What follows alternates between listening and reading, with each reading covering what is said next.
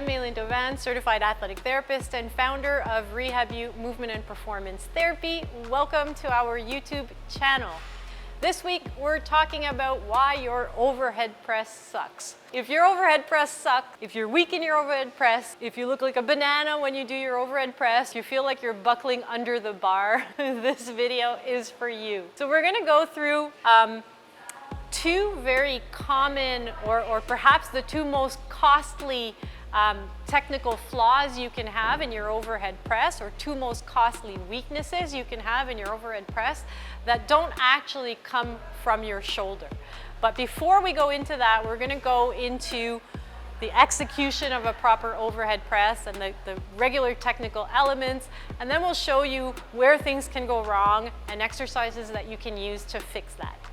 Hey guys, thanks for watching our videos, and don't forget to subscribe to our YouTube channel. All right, so let's start with some technical elements on the execution of a barbell overhead press. So when we look at the barbell overhead press, again, we're working with a barbell, so it's going to be bar path. But in order to maintain the most vertical possible bar path with the overhead press, you actually have to use the body, because otherwise Pierre-Luc would have to push the barbell away from him to bring it up, right? And so when he moves the barbell away from him, if he pushes the barbell away, that creates this moment arm at the shoulder that's going to be hard to handle. He can handle it with the 45-pound barbell, but he's going to be limited. So in order to create as vertical a bar path as possible, he actually has to push the hips forward a little bit as he presses the bar up. And come back. So he's actually pushing the hips forward just a little bit. But as you can see, he's creating force into the ground as he pushes the hips forward. So you might be starting to kind of think ahead of what are the possible technical weaknesses that you could have on the overhead press that don't come from your shoulders. And that's not controlling anterior core and hyperextending through your low back, right? Or your knees bending to get you under the bar. Now, if you're both hyperextending your low back and bending the knees, now you're doing a standing bench press. Welcome to the circus, okay? So those are the two most common technical weaknesses you could have that could be the most costly for the overhead press, okay? So an overarched low back or knees flexing, not creating tension through the legs.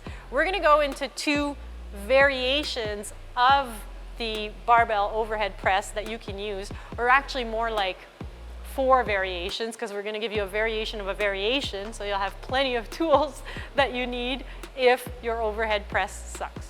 So let's start with the overarched low back. Now, of course, there are many reasons why you could have an overarched low back. You might have a thoracic mobility issue. This is not what we're going to go into here, but if that is the case, there are plenty of other videos on the channel on improving thoracic mobility for the overhead press, okay? But barring any thoracic mobility issues, it just might be a question of getting that thoracic spine into extension, having that thoracic extension strength, creating that tension through the upper back to maintain a good position instead of overarching through the lumbar spine. So a very interesting variation that you can use to bring awareness to this and to strengthen this is a Z press, or a tall sitting barbell press. Now we have Pierre-Luc sitting here, and he wants to get his upper back and his back as straight as possible. So if he needs to bend the knees a little bit, that's fine, rather than having them fully extended. Okay, and we'll show you another variation if even with the knees flexed, someone's not able to get into this position. There's another variation for you. And from there, he's going to do his press. So that forces him to maintain that thoracic extension, strengthen that thoracic extension, and not be leaning back, right, overarching the lumbar spine. Good. Now, the variation that you could use if really he had too much tension in the hamstrings, for example, would be to get him into a tall kneeling position. So tall kneeling position, and then we have to let him know that in this tall kneeling position, we want him to have the knees, hips, and shoulders in line. So he's pushing those hips forward just a little bit. There we go. And up. So again, that's forcing him to maintain that rigidity, brace that torso, not hyperextend in the lumbar spine. Second mistake was not creating tension through the lower body. So knees buckling under you, knees flexing, that kind of stuff.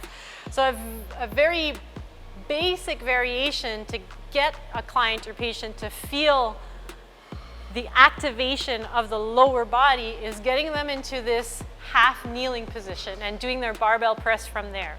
Because from this position, they're gonna have to push into the ground and come on up. So he's really got to keep that lower body very rigid.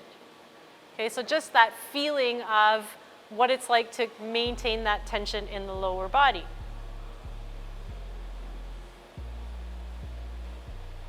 From there, we can progress to a standing barbell overhead press, but we'll add a little bit of resistance through the hips. So I've found this to work really well because Pierre-Luc having resistance through the hips forces him to push into the ground to keep those hips forward and keep those knees extended.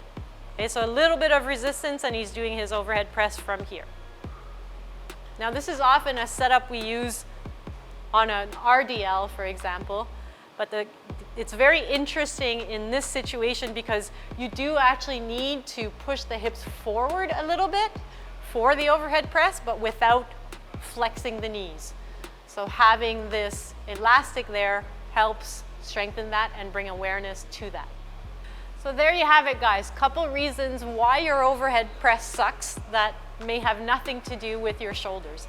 Again, with all of these barbell exercises that we've been going through in this series, they're upper body exercises or they're lower body exercises, but in reality they are full body exercises. We need to use the entire body to transfer force through and to that barbell. These two things, overarched back, not creating tension through the lower body, are two elements that will really impact your strength in the overhead press that have nothing to do with just pure shoulder strength, but that have everything to do with, again, setup and proper execution. Hopefully these two variations can help you correct these issues. Super happy to have you here. Thanks for watching the video, and we'll see you next week. If you haven't subscribed yet, please do so.